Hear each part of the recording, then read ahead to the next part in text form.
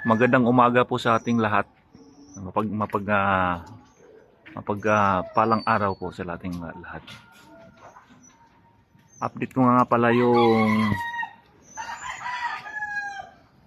inisprihan ko ng na nag-spray kasi ako ng mangga dito sa may mismong backyard namin, at ito naman yung resulta ngayon. Medyo madami-dami din yung mga lumabas na bulaklak. Actually, hindi ko siya na vlog nung first day na nag-spray ako kasi gawa nung nawala kasi sa ano ko, kasi nawala rin sa isip ko yung pag-update sa pagba-vlog. Kaya ngayon ito ay nagkaroon ng tsansa kahit medyo maambon ang panahon, pero at least yung pinaghirapan ko ng spray ng pampabunga, at least meron akong kumbaga naaani. Hindi ko pa naman as in masasabi talaga na mabubuo to lahat, pero at least talagang nagbigay siya ng, kasi 50% na side lang ng mangga namin ang in-sprayan ko ngayon. Gawa nung sa kabila kasi mahirap isprayhan saka mahirap i-harvest, kaya dito lang muna ako nag-spray. At sa awa naman ng Diyos, ito yung pinakamababa namin ngayon, at nagbibigay siya ng napakadaming bunga. Thank you Lord sa mga biyayang binigay mo.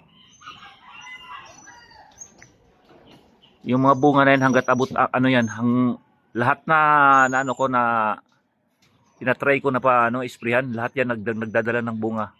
At ngayong araw hindi ko inaasahan, na akala ko kunti lang yung may dalang bulaklak, yung pala malaking blessing talaga para sa amin, kasi halos lahat na halos lahat na dulo ng niya nagkakaroon talaga ng Thank you nga pala dun sa nabilhan namin ng pang pabunga na na chemical na talagang siya, proven and tested na siya. In 14 days may naglabasan na paunti-unti. Ngayon na kami, na nasa mga running to fourth week na kami, at saka nakapag-spray na rin ako ng pabaon na para sa insecticide saka fungicide, kasi kailangan na talaga natin ng yan pag namumulaklak na yung mangga. Kinakailangan niya na agapan ng spray ng ganun, gawa ng maraming mga insekto nakakapit sa mga bulaklak ng mangga natin.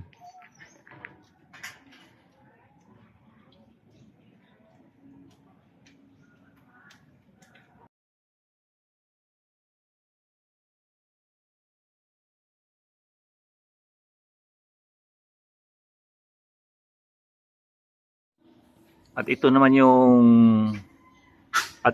yung sa kabila ng side na sinasabi ko na na-sprayhan ko. Bali yung sa mababang part lang muna yung ini-sprayhan ko ngayon, gawa nung first time pa lang kasi ako nag-spray ng mangga namin. At hindi ko naman inaakala na talaga ito yung kinalabasan ngayon, na talagang nagdadala talaga siya ng as in na malusog saka healthy na bulaklak. Yan, makikita naman natin sa video na talagang running to fourth week pa lang siya, pero talagang na siya.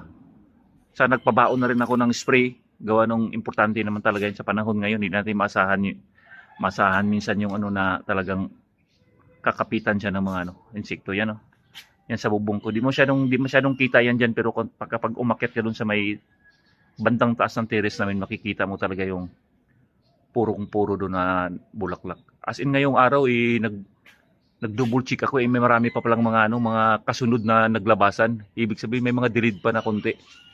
Siguro pagtungtong siguro ng mga second week of February, mas lalong magbubloom pa ng gusto yung bulaklak nito.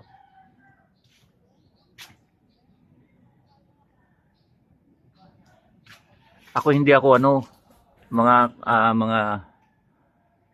kabady, hindi ako farmers, pero nasa sa atin na kung paano tayo matuto mag-spray ng sarili nating pananim.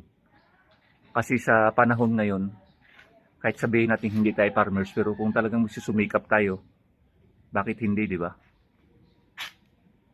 Ayan na po.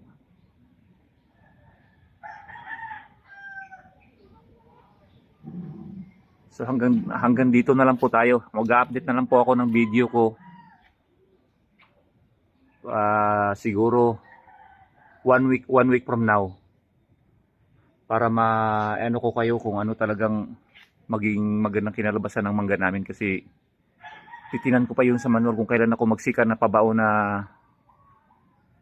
spray ng ano namin, insecticide sa fungicide. Nga pala, nagdano rin ako, tatlo yung gamot na ano ko, pinaghalo ko, nag-ano rin ako ng 2020 complete yung foliar para kapit talaga ng gusto ng ano niya, ng bunga niya.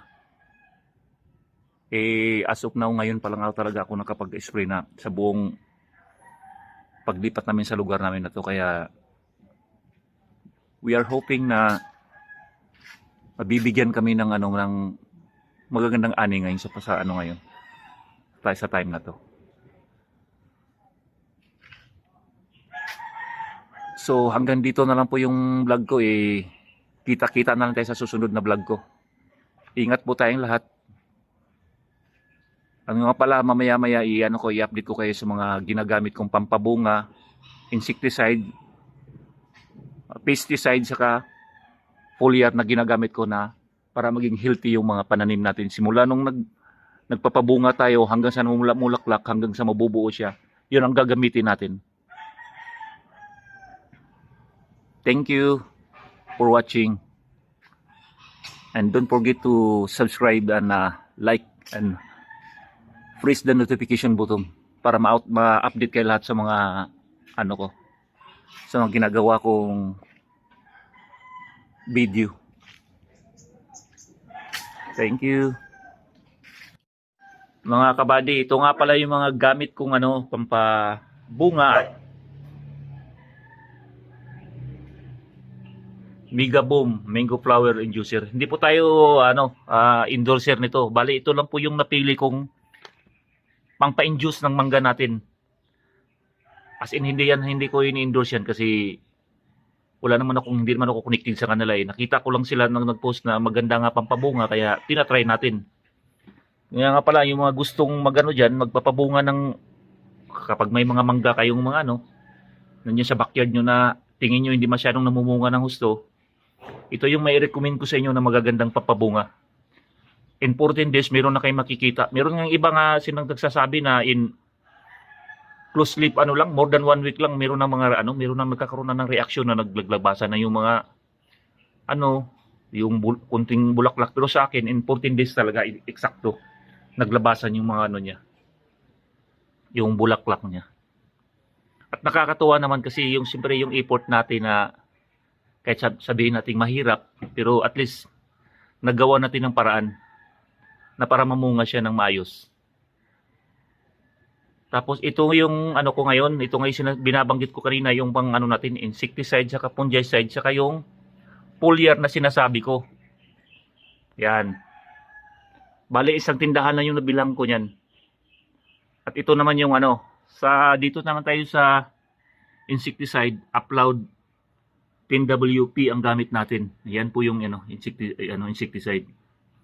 Medyo mabaho nga lang siya, pero at least hindi naman siya katulad ng malatayo na as in talagang ang tapang ng amoy. Para sa mga dala niya yung mga marami siya mga dalang mga insekto diyan. As hindi ko pa masyadong nandiyan po yung nakalagay yung mga ng mga insekto na kaya niyang itaboy at patayin. Ito malaking bagay po to kapag nagpapabulaklak tayo ng mangga natin, kung gusto natin makaharvest ng maganda. Talaga tayong gagawin talaga natin, sa ayaw natin hindi, kasi itong mga insekto na to, hindi natin mapipigilan yan. At ito naman yung fungicide na sinasabi ko sa inyo. Ito naman yung fungicide, ito naman marami naman siya mga dalang mga kasi siyempre yung pag namumulaklak kasi yan, masyadong masilan yung bulaklak ng mangga. Lalo pag yung mga manggang kalabaw, hindi yan basta-bastang talagang lapitin siya ng mga insekto. Kaya kahit sino naman siguro, kung kung bihasa kang farmers o di kaya talagang mas maiging malaman natin to na ganito talagang na magkakaroon tayo ng knowledge regarding sa pag ng mga puksa ng mga insekto sa natin, pananim natin. At i-recommend ko sa inyo yung tango. Tango naman. Actually, isang tindahan lang talagang pinagbilang ko nito. Tango 70WP. ito naman yung sinasabi ko sa inyong foliar. 2020. Nutrabilia all-purpose. Yan naman ang gamit kong pampakapit ng bunga at saka pampano na rin na madali siyang healthy siya na lumaki. With application of this foliar fertilizer. At ingat lang po tayo sa nito pag-store ng mga ano na to. Pagkatapos ating gamitin, kinakailangang safe yung lalagyan na natin kasi ito mga chemical to minsan meron tayong maliliit na mga chikiting sa bahay.